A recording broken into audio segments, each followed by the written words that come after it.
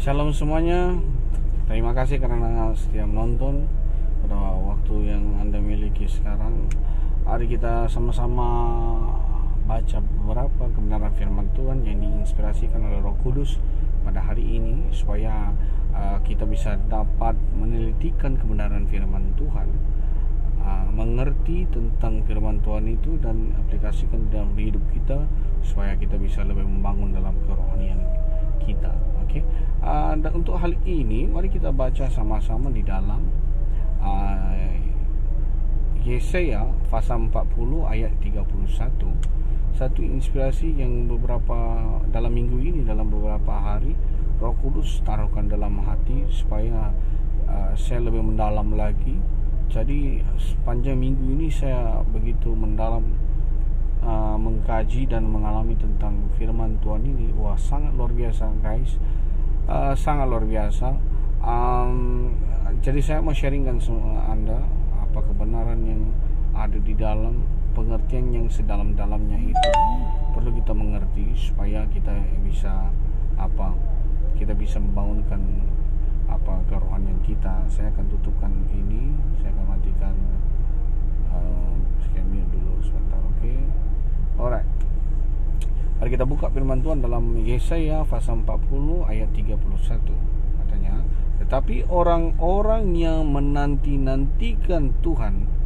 Oke, kata firman-Nya, tetapi orang-orang yang menanti-nantikan Tuhan. Satu, orang-orang yang menanti-nantikan Tuhan. Oke, nomor 2, mendapat kekuatan baru. Oke, mendapat kekuatan baru. Nomor 3, mereka seumpama raja wali yang naik terbang dengan kekuatan sayapnya. Nomor 3, oke, mereka berlari dan tidak menjadi lesu, dan mereka berjalan dan tidak menjadi lelah. Oke, terima kasih. Mari kita tunduk dulu dan kita akan berdoa sebentar supaya Roh Kudus terus menjamah setiap orang yang mendengar kebenaran firman ini. Bapa, kami bersyukur, terima kasih kami ucapkan, dan kami memberi telinga kami dan hati kami sepenuhnya untuk mendengar firman ini. Roh Kuduslah yang jadi inspirasi, Roh Kuduslah yang membawa pengertian yang sedalam-dalamnya bagi saya yang sampaikan dan juga orang yang akan mendengar nanti, yang sedang mendengar sekarang. Semuanya Bapa, bisa Roh Kudus memberi pengertian yang secukupnya supaya kami bisa membangun mesbah doa kami bisa membangun jiwa kami ini untuk menjadi orang yang sempurna, untuk bangkit menjadi orang yang tinggi dalam kerohanian kami, supaya kami bisa menjadi anak-anak Kristus, karakter sama seperti Kristus yang bisa terangkat waktu kedatangan Tuhan Yesus nanti. Terima kasih Tuhan. Di dalam nama Yesus kami berdoa, bersyukur. Haleluya. Amin. Oke, di sini saudara, kita bisa lihat firman Tuhan mengatakan begini. Yesaya pasal 40 ayat 31 berkata, orang yang menanti-nantikan Tuhan. Oke, orang yang menanti-nantikan orang-orang yang menanti-nantikan Tuhan. Oke. Yang saya lihat di sini, kenapa bisa begitu? Kenapa bisa begitu ya? Orang-orang yang menanti-nantikan Tuhan itu menceritakan tentang satu proses.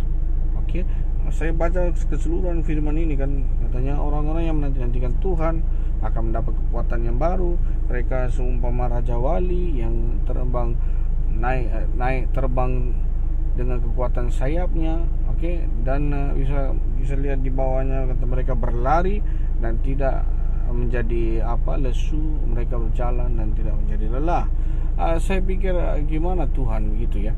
Jadi apa yang saya dapatkan ini ketika kita baca ayat yang 28. Mari kita baca sama-sama ayat yang 28. Apa yang firman Tuhan katakan? Ayat yang 28. Tidakkah kau tahu dan tidakkah kau dengar? Ya, tidakkah kau tahu dan tidakkah kau dengar? Oke. Tuhan ialah Allah kekal yang menciptakan bumi dari hujung ke hujung. Oke. Ia tidak menjadi lelah dan tidak menjadi lesu, tidak terduga pengertiannya. Ya, saudara, apa kata firman ini? Firman ini menceritakan tentang karakter Allah. Tuhan ialah Allah kekal, okey, Allah kekal yang menciptakan bumi dari hujung ke hujung. Okey, menciptakan bumi dari hujung ke hujung. Okey. Dan seterusnya dikatakan ia tidak menjadi lelah dan tidak menjadi lesu. Okey, ini menggambarkan karakternya, karakter Tuhan sebagai dia pencipta dari hujung bumi ke hujung. Okey, dan dia tidak memiliki perkara-perkara yang disebut sebagai lesu atau lelah. Okey. Jadi di firman yang bawah ini menceritakan tentang karakternya Allah, bahwasanya dia itu tidak pernah lesu, tidak pernah lelah. Okey.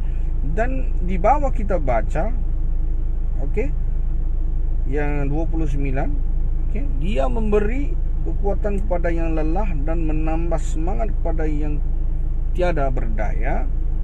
Okey. Dan ini menceritakan tentang manusia ini sekarang, manusia. Okey.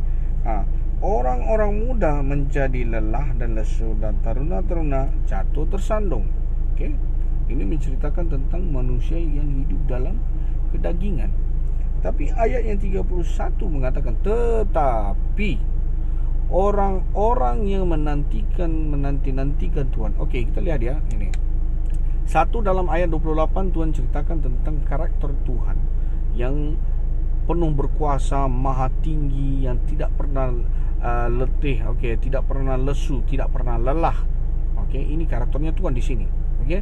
Dan keduanya dia bilang dia akan memberi kekuatan dan menambahkan semangat bagi orang yang tidak berdaya. Okey. Okey, ini Tuhan ceritakan dia bisa nolong. Okey. Nomor 3 katanya orang-orang mudah menjadi lelah dan lesu. Okey.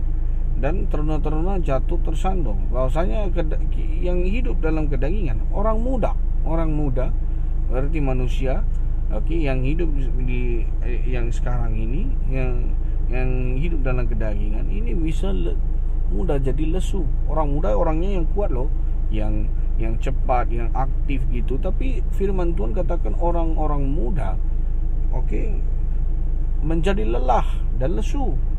Jadi lelah dan lesu. Firman Tuhan katakan segitu.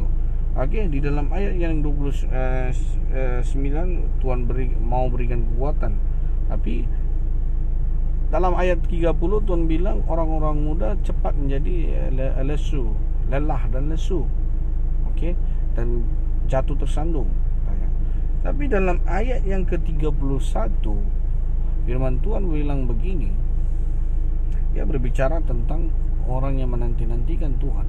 Tetapi orang-orang yang menanti-nantikan Tuhan. Okey. Di sini kita bisa lihat orang-orang yang menanti-nantikan Tuhan. Berarti ini levelnya Tuhan. Okey, Tuhan udah bicara dan bagi tahu tentang karakternya. Okey. Dia itu tidak pernah jadi lelah dan lesu.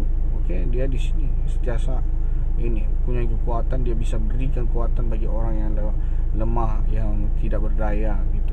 Okey. Dan ayat 31 menceritakan tentang bagaimana orang-orang yang bisa hidup dalam kedagingan, yang mau jadi satu level sama Tuhan untuk sampai ke tahap itu, sama seperti Tuhan. Okey. Untuk sampai ke tahapnya itu butuh proses. Okey. Orang-orang yang menantikan Tuhan. Berarti itu katanya berganda. Orang-orang yang menanti-nantikan. Berarti itu dah, kalau bahasa Inggris kita bilang plural. Okey, plural. Plural maksudnya berganda. Okey. Bukan menanti, bukan satu kali, tapi menanti-nanti berarti berulang kali melakukan perkara itu. Berulang kali. Okey, maksudnya berkomitmen, berulang kali melakukan hal itu. Jadi dia harus bukan menantikan aja, tapi menanti-nantikan. Ya, firman Tuhan bilang, orang yang menanti-nantikan. Jadi itu adalah satu proses. Itu butuh satu proses di mana orang yang mau satu level menjadi seperti Tuhan, yang karakternya tidak menjadi lesu atau lelah. Tuhan yang menciptakan bumi dan cengkaraya ini, yang dia firman Tuhan bilang dia tidak pernah lelah dan tidak menjadi lesu. Tak pernah. Okey, dia tidak menjadi lelah, dia tidak menjadi lesu. Berarti anak-anak Tuhan yang mau satu level naik, untuk satu level menjadi seperti Tuhan, okey, naik levelnya sampai begini, okey, satu level sama Tuhan, harus menghadapi proses. Yaitu proses yang pertama adalah yang menanti-nantikan Tuhan. Berarti orang yang mau naik satu level untuk berbicara setiap hari sama Tuhan, atau berfellowship sama Tuhan, untuk hubungan intim itu lebih kuat lagi, lebih kukuh lagi, lebih teguh lagi, okey, yang harus mereka lakukan adalah untuk menanti-nantikan di Tuhan. Okey, bagaimana cara untuk menanti-nantikan Tuhan? Okey, dalam berdoa, okey, berdoa menanti-nantikan Tuhan. Nanti dalam video seterusnya saya akan jelaskan bagaimana cara untuk mulai kita menanti-nantikan dan selanjutnya, okey. Tapi saya mau bahas firman ini dulu, okey. Saya akan habiskan ini, okey. Habiskan episodenya ini di mana tentang pengertian tentang firman ini. Okey, jadi kita lihat proses yang pertama adalah kita harus menanti-nantikan, okey. Melewati proses yang pertama adalah menunggu, menanti-nantikan di dalam hadirat Tuhan, di dalam doa. Okey. Ketika kita menanti-nantikan Tuhan di dalam doa, kenapa saya bilang begitu? Okey, kita ambil satu contoh. HP kita, kalau udah lowbat, kita mau caskan HP, harus nunggu. Contoh 1 jam, mungkin 1 jam lebih, ada yang 2 jam. Caskan handphone, biar di situ, okey, dia akan cas sampai habis. Jadi kita tahu, okey, selalunya kalau HP yang canggih sekarang butuh memang 1 jam aja. Kadang-kadang HP yang zaman yang baru-baru keluar ini, yang sebelumnya baru-baru keluar ini 1 jam atau 1 jam lebih. Yang dulu-dulu itu masih 2 jam, ada yang 3 jam gitu. Jadi kita tahu kapasitas bateri untuk penuh 100% itu ambil waktunya mungkin 1,5 jam, 2 jam, 3 jam gitu. Sama saudara. Okey, ketika kita menanti-nantikan Tuhan untuk kita bisa langsung koneksi di dalam hadirat Tuhan, untuk bisa kita langsung berbicara dengan Tuhan, langsung masuk ke dalam hadirat, begitu ya. Itu butuh waktu selama 2 minggu untuk reach full capacity. Maksudnya sampai ke kapasitas penuh. Okey, contoh kerohanian kita, maksudnya kerohanian kita, doa adalah cara berbicara dengan Tuhan, okey. Jadi ketika kita berdoa, okey, roh kita itu semakin naik, kedagingan kita semakin turun. Okey, roh kita semakin naik. Jadi ketika roh semakin naik seperti caskan rohani kita. Okey. Jadi ketika kita berdoa, menanti-nantikan Tuhan dalam hadirat Tuhan, okey, rohani kita mulai cas. Jadi untuk sampai ke level 100% sudah siap 100% gitu. Okey, levelnya untuk berjalan bersama dengan Tuhan ya. Okey. Itu butuh 2 minggu, saudara. 2 minggu untuk sampai ke kapasitas yang penuh, itu butuh 2 minggu. Okey. Jadi makanya secara pribadi saya tengah mengalami, okey, secara pribadi. Bagusnya karena kita sudah ada pelarangan pergerakan, sudah nggak bisa keluar kemana-mana. Cuman itu saja yang saya fokuskan untuk berdoa, untuk menambahkan level kerohanian saya. Wah, sungguh luar biasa. Tak terasa untuk makan, tak terasa untuk melakukan hal-hal lain. Cuman mau duduk dalam hadirat Tuhan untuk menambahkan kekuatan, untuk menambahkan inspirasi. Sungguh luar biasa apa yang saya alami dalam minggu ini. Jadi ini saya mau sharingkan sama anda. Untuk jadi kapasitas yang penuh perlu 2 minggu, okey, di dalam hadirat Tuhan saja. untuk langsung koneksi. Oke, kalau itu levelnya berbeda, dia ada punya 3 level. Nanti saya akan jelaskan dalam video yang lain, oke, tentang level. Oke, dalam doa ada 3 alam yang berbeda. Oke, dia harus step by step naik. Oke, nanti dalam video seterusnya saya akan perjelaskan. Oke, untuk ini kita akan lihat ini dulu. Oke, firman ini dulu, kita dengar apa pengertian Roh Kudus. Oke, yang pertama adalah orang yang menanti-nantikan Tuhan. Jadi ketika kita menanti-nantikan Tuhan di dalam hadirat Tuhan, satu persatu, oke, setiap hari, oke, kita sedang kontak di dalam Tuhan setiap hari. Di situ barunya kita mulai mendapat kekuatan. Oke, firman Tuhan bilang orang yang menanti-nantikan Tuhan mendapat kekuatan yang baru. Kekuatan yang baru membuatkan kita, oke, mereka seumpama raja wali yang naik terbang. Oke, naik terbang dengan kekuatan sayapnya. Berarti kalau kita baca firman ini, ya, ayatnya ini, yang kita bisa dalam pengertian, contoh begini ya. Raja wali adalah burung yang terbang di tempat yang tinggi, dan dia bisa menghadapi apa saja badai dan rintangan apa saja yang dia bisa hadapi. Jadi dia orangnya yang berani mencoba, seperti Raja Wali. Raja Wali memang berani mencoba untuk melewati badai, sesuatu badai, angin kencang atau apa, dan dia memang terbang di tempat yang tinggi. Jadi ketika saya baca firman ini, inspirasi yang luar biasa. Berarti orang yang menanti-nantikan Tuhan, proses yang pertama, mereka tunggu dalam hadirat Tuhan, berdoa. Nomor 2, ketika mulai mereka berdoa, udah sampai ke tahapnya, rohaninya udah bangkit. Seperti saya katakan, 2 minggu harus untuk sampai ke kapasitas yang penuh. Ketika sampai ke kapasitas yang penuh, mereka udah naik levelnya sampai seperti Raja Wali yang naik terbang di atas. Jadi semua tahap kerohanian mereka itu udah di level atas. Berarti radar udah aktif, roh kepekaan udah aktif, semua udah aktif. Jadi mereka udah terbang tinggi kayak Raja Wali, udah di tempat yang di atas. Udah naik, udah terbang dari tempat low, udah naik ke tempat yang tinggi, di awan-awan. Itu nomor 2.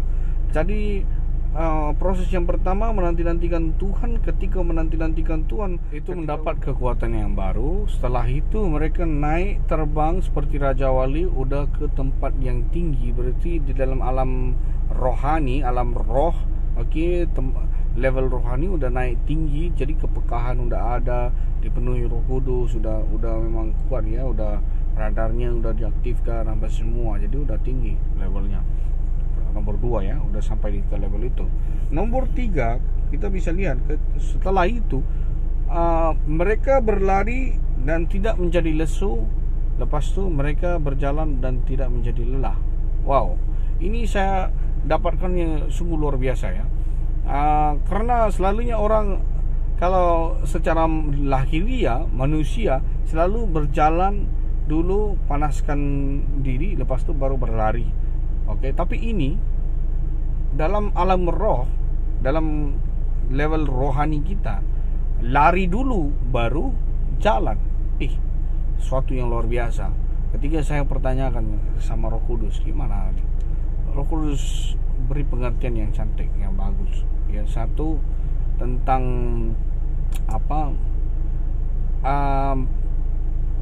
ketika kita mau naikkan level kita dengan Tuhan, itu kita lewati proses. Yang pertama kita menunggu, nomor 2 kita naikkan roh kita, matikan kedagingan, naikkan level roh kita ini seperti Raja Wali naik terbang di atas tinggi-tinggi dengan kekuatan sayapnya.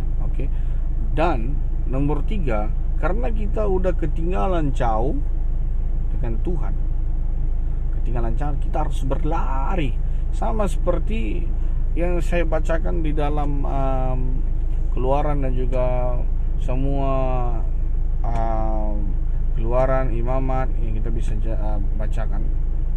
Terutamanya di Keluaran, ketika bangsa Israel keluar dari Mesir, Allah sendiri yang memimpin mereka bersama dengan Musa. Allah menjadi tiang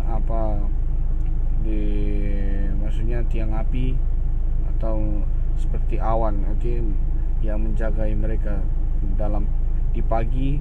Dia menjadi awan supaya melindungi mereka, dan malamnya dia menjadi tiang api untuk menerangi perjalanan mereka. Ketika banyak orang ketinggalan di belakang awan, banyak orang yang ketinggalan di belakang orang, diserang oleh musuh, dibunuh mereka. Kita bisa melihat Amalekian, orang Amalek, dan juga orang musuh-musuh yang lain. Terutamanya orang Amalek, di firman Tuhan mengatakan mereka bunuh orang-orang yang ketinggalan di belakang. Ya, sama dalam alam roh kita, dalam kerohanian kita ini, karena kita udah ketinggalan di belakang. Walaupun roh kita udah berkobar-kobar, udah naik roh kita udah bangkit kita, tapi karena kita masih jauh dalam level doa ini, masih jauh kita, jadi senang untuk musuh cepat menerkam kita. Makanya langsung harus berlari kejar-kejar sampai ke di mana posisinya Tuhan, harus berkejar sampai ke mana tempatnya Allah berada. Jadi harus berlari dan tidak menjadi lesu, dan baru berjalan itu berjalan bersama dengan Allah, dan tidak akan menjadi lelah. Jadi proses itu butuh proses pertama harus menanti-nantikan Tuhan. Proses kedua, dia naik terbang seperti Raja Wali. Jadi tahap rohnya itu naik jadi kuat, dan makin hari makin naik sampai ke satu tahap di mana sama seperti Raja Wali terbang di atas. Setelah itu proses nomor 3, yaitu berlari dari belakang ini, berlari menuju ke arah depan untuk sampai ke tempatnya Tuhan. Di mana tempatnya Tuhan? Di dalam hadiratnya, di dalam hatinya. Sampai ke tempatnya di mana Tuhan ada. Lepas itu berjalan bersama-sama dengan Tuhan.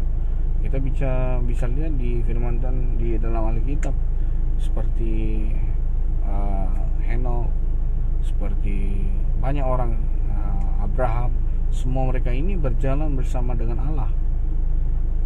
Jadi mereka udah sampai ke tahapnya di mana berjalan bersama dengan Allah. Jadi mereka berlari dan tidak menjadi lesu sampai ketemu dengan Allah. Sudah ketemu dengan Allah, mereka berjalan, dan tidak menjadi lelah. Mereka berjalan terus, tidak menjadi lelah. Jadi level mereka itu sama seperti Allah sekarang. Karena Allah di ayat 28 kita lihat Allah mengatakan apa? Tuhan ialah Allah kekal yang menciptakan bumi dari ujung ke ujung. Dia tidak pernah ia tidak menjadi lesu, ia tidak menjadi lelah. Sama sekarang kita yang melewati proses ini menjadi orang-orang yang sama level berjalan sama Tuhan, yang tidak pernah jadi lesu, yang tidak pernah jadi lelah. Kepentingannya ini, yang paling kata kuncinya paling penting adalah ketika kita berjalan bersama dengan Tuhan. Ketika kita berjalan bersama dengan Tuhan, itu adalah satu, kalau bahasa Inggrisnya kita bilang privilege. Kalau bahasa Indonesia kita bilang itu satu keistimewaan, satu pemberian, keistimewaan. Kenapa itu keistimewaan? Kita lihat daripada awal Tuhan Yesus, Allah ciptakan bumi, ciptakan Adam sampai ke hari ini. Ketika ada acara-acara yang besar, big event on earth, kalau kita bilang acara-acara besar di bumi, contoh, sepertinya, Nuh dipilih Tuhan supaya membina bahtera yang besar, untuk selamatkan seluruh bumi. Itu Tuhan pakai. Waktu itu Tuhan lihat. Jadi Tuhan kalau Tuhan mau lakukan sesuatu di bumi ini, Tuhan butuh satu orang untuk Tuhan berbicara atau minta permisi begitu untuk melakukan hal itu, supaya mereka berdoa meminta dan Tuhan akan lakukan. Oke, begitu. Kita bisa lihat di mana-mana aja. Oke, macam Abraham, Tuhan datang singgah di rumah Abraham, dan Tuhan pertanyakan sama Abraham, saya mau musnahkan Sodom dan Gomora gitu. Jadi Tuhan datang, Tuhan nyatakan, Tuhan bagi tahu bahwasanya dia berniat untuk memusnahkan Sodom dan Gomora kepada Abraham. Karena Abraham orangnya berjalan bersama dengan Tuhan, oke? Berjalan bersama dengan Tuhan. Oke, di situ bisa ada buat satu perjanjian. Kalau ada perjanjian itu ada syarat-syarat. Oke. Jadi orang yang sudah levelnya tinggi berjalan bersama dengan Tuhan, itu bisa mengadakan perjanjian bersama dengan Tuhan dengan syarat-syarat. Oke. Contoh seperti ini. Oke. Abraham, Tuhan datang singgah di rumah Abraham, Tuhan bagi tahu, nyatakan sama Abraham bahwasanya dia berniat untuk memusnahkan Sodom dan Gomora. Dan Abraham nyatakan di situ sama Tuhan, oke, jikalau ada orang yang kudus, contoh ada 10 orang yang benar hidup di situ, bisa nggak kau binasakan, menghancurkan? Tidak.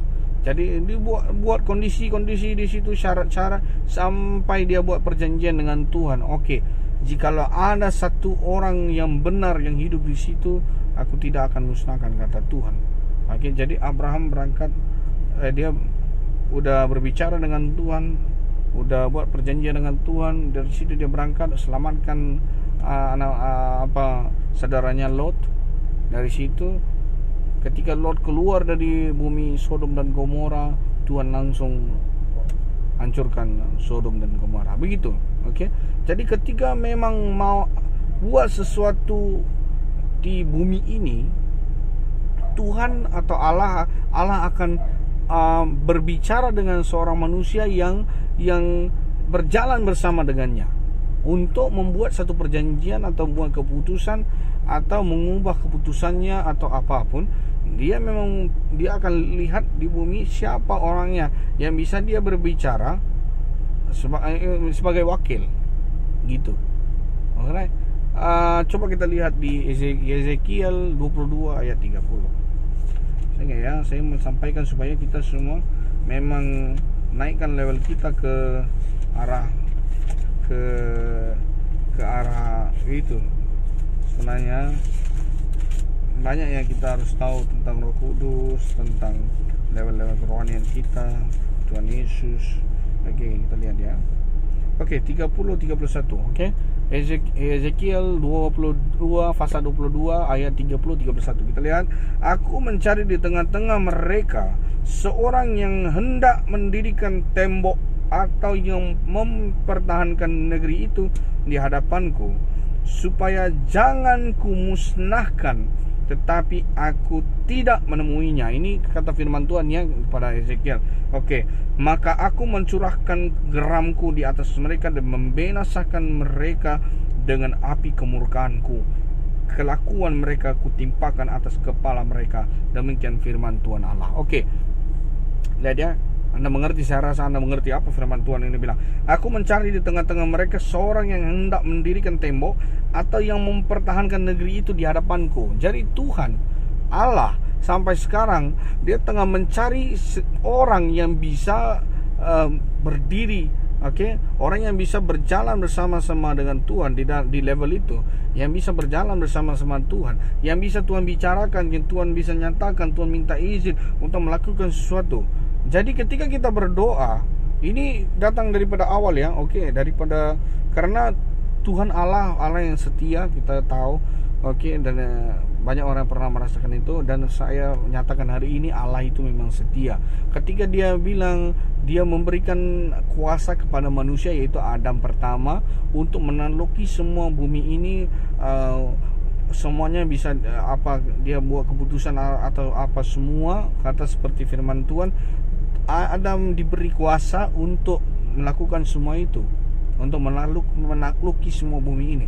Jadi keputusan diberikan di tangan manusia supaya manusia membuat keputusan untuk menakluk, untuk kalau bahasa Inggrisnya dominion. Dominion all over atas binatang, atas manusia, atas tumbuhan, atas haiwan, semua. Manusia yang diberi kuasa untuk menentukan. Manusia diberi kuasa untuk menjajah, untuk memerintah. Jadi Tuhan tetap setia. Setianya gimana? Kalau Tuhan melakukan sesuatu, dia tetapnya minta izin. Makanya kita harus berdoa. Berdoa itu kita memberi izin kepada Tuhan untuk melakukan hal yang luar daripada jangkauan, luar biasa, hal yang ilahi mengambil tempat di bumi ini. Ketika kita berdoa, kita membuka jalan supaya Tuhan melakukan perkara yang luar biasa di bumi ini. Itu hal yang secara simpelnya, doa itu mengizinkan Tuhan untuk melakukan sesuatu di bumi ini. Di dalam alam roh, di dalam secara lahiriah juga. Doa, makanya doa itu sangat berkuasa. Jadi kita lihat dalam Yezekiel 22 ayat 30 mengatakan, aku mencari di tengah-tengah mereka. Jadi tidak ada orang waktu itu yang bisa menjadi wakil gitu untuk Tuhan stop daripada dia jadi murka dan memusnahkan apa saja yang apa. Jadi maksudnya intinya begini. Jadi ketika kita naik level dan di proses yang keempat, yaitu kita udah berjalan bersama dengan Tuhan. Di situ Tuhan bisa menyatakan dirinya dan juga bisa pada waktu yang sama dia bisa berbicara dan memberi kewahyuan hikmat kepada kita yang sudah siap di situ, yang berjalan bersama dengan Tuhan, tentang benda-benda yang akan Tuhan lakukan di bumi ini, tentang benda-benda yang Tuhan mau kerjakan, benda-benda yang perlu dielak, apa yang perlu didoakan supaya benda itu tidak jadi. Itu semua Tuhan nyatakan kepada orang yang udah sama level bersama dengan Tuhan, yang berjalan bersama dengan Tuhan. Saya rasa Anda mengerti. Jadi ayo kita, ini adalah satu firman yang sungguh luar biasa, inspirasi dalam beberapa hari ini, yang saya rasakan memang kita perlu membina mesbah doa kita untuk ke level yang segitu. Karena kita belum tahu, banyak orang tahu tentang berdoa, tapi saya akan buat video yang seterusnya untuk menjelaskan bagaimana caranya untuk berdoa step by step. Doa yang efektif atau doa yang sebenarnya Tuhan mau kita kerjakan. Bagaimana doanya yang perlu kita kerjakan. Yang perlu kita doain, poin-poinnya bagaimana caranya, itu semua saya akan buat lagi satu video. Dan saya rasa itu akan membuatkan kita lebih senang mengerti tentang bagaimana cara untuk berdoa, dan kita naikkan level kita untuk membina mesbah doa ini. Sangat luar biasa saudara-saudaraku, orang-orang yang menanti-nantikan Tuhan, yang melewati proses itu pasti akan naik level dalam doa sampai bisa kita berjalan bersama-sama dengan Tuhan. Di mana di bumi ini apa saja yang Tuhan mau kerjakan, Tuhan akan kerjakan lewat kita. Tuhan kerjakan. Tuhan kerjakan di antara keluarga kita, Tuhan kerjakan di persekitaran pekerjaan kita, tempat pekerjaan atau hostel, atau di mana tempat kita berada, di gereja, di antara saudara-saudara kita, di keluarga, di kampung, dimanapun kita jejak kaki, di situ kita akan melakukannya. Karena di Mazmur dan juga di Yesaya 26-27 saya bisa lihat, katanya orang siapa yang menemukan Tuhan itu menemukan damai sejahtera Allah. Ya saudara, saya rasa saya diberkati oleh firman ini yang jadi inspirasi, dan juga saya mendoakan Anda yang sudah mendengar dan Anda akan mendengar nanti, ini akan menjadi sesuatu yang luar biasa, di mana Roh Kudus akan bekerja di dalam hati saudara, akan lebih berbicara dalam hati saudara, menjamah hati saudara, supaya kita lebih memberikan waktu untuk siapkan diri untuk dalam doa. Karena satu hal tentang doa, kita harus paksakan diri kita, maksudnya kedagingan ini kita harus paksakan untuk berarti begini, kalau kita mau berdoa karena kedagingan kita selalu menolak, karena ini mau hal rohania, kita mau naik level, jadi ketika kita mau berdoa, pasti lahiriah yaitu daging akan nolak. Dan karena daging udah malas dan apa segala macam, nantilah berdoa apa semua segala macam akan muncul dalam pemikiran kita, dalam nanti kecapean apa semua, dia akan muncul supaya kita tidak berdoa, supaya kita tidak memberikan waktu. Itulah kita harus melatihkan betul-betul melatihkan tubuh kita untuk menjadi taat. Kalau tak salah saya, mari kita buka dalam 1 Korintus 9 ayat 27. Kita akan lihat apa Paulus bilang tentang hal ini. 1 Korintus 1 Corinthians chapter 9 verse 27. 1 Korintus pasal 9 ayat yang ke-27. Ini dia, ya. Kita baca sama-sama. Tetapi aku melatih tubuhku dan menguasainya seluruhnya. Tetapi aku melatih tubuhku, nomor 2, dan menguasainya seluruhnya, supaya sesudah memberitakan Injil kepada mereka, jangan aku sendiri ditolak. Iya saudara, ya. Jadi kita harus melatihkan tubuh kita ini untuk taat kepada Roh, supaya kita bisa berdoa. Harus paksakan sampai kedagingan kita ini tidak kuat lagi dan ia taat kepada Roh. Jadi kita harus, Paulus bilang 2 perkara, dia katakan, ya. 1, dia bilang melatih tubuhku. Nomor 2, menguasai keseluruhannya. Menguasainya seluruhnya. Dia menguasai. Jadi dia yang handle. Bahwasanya dia pikir di hati aku mau berdoa sekarang, langsung taat. Tubuhnya langsung taat untuk berdoa, langsung melutut, langsung berdoa. Itu artinya seluruh tubuh ini taat kepada Roh. Jadi dia melatih dirinya untuk berdoa. Jadi ketika proses yang pertama yang kita harus buat adalah untuk taatkan kedagingan kita ini, biar matikan kedagingan kita ini dan Roh yang hidup. Saya selalu beritahu di gereja kan, matikan kedagingan kita dan kuatkan roh kita, gitu. Jadi harus melatih tubuh kita untuk taat kepada Roh pada waktu yang sama, untuk menguasai keseluruhannya. Jadi dari minda, pemikiran kita, hati, pemikiran, tubuh, semuanya dikuasai. Kuasai seluruhnya, kata Paulus. Menguasai keseluruhannya. Itu yang akan membuatkan kita jauh lebih efektif dalam dalam proses menanti-nantikan Tuhan. Karena kita harus duduk setiap hari, sekurang-kurangnya. Nanti di video seterusnya saya akan updatekan sama Anda bagaimana caranya, berapa lama kita harus berdoa, begitu, untuk menjadi lebih efektif lagi. Saya akan jelaskan sama Anda di nanti video yang seterusnya. Supaya kita bisa kuat dalam doa. Jadi harus taat berdoa, menanti-nantikan Tuhan. Orang yang menanti-nantikan Tuhan akan dapat kekuatan yang baru. Dia akan naik terbang seperti Raja Wali dengan kekuatan sayapnya, dan mereka akan berlari dan tidak menjadi lesu, dan mereka akan berjalan dan tidak lelah, tidak menjadi lelah.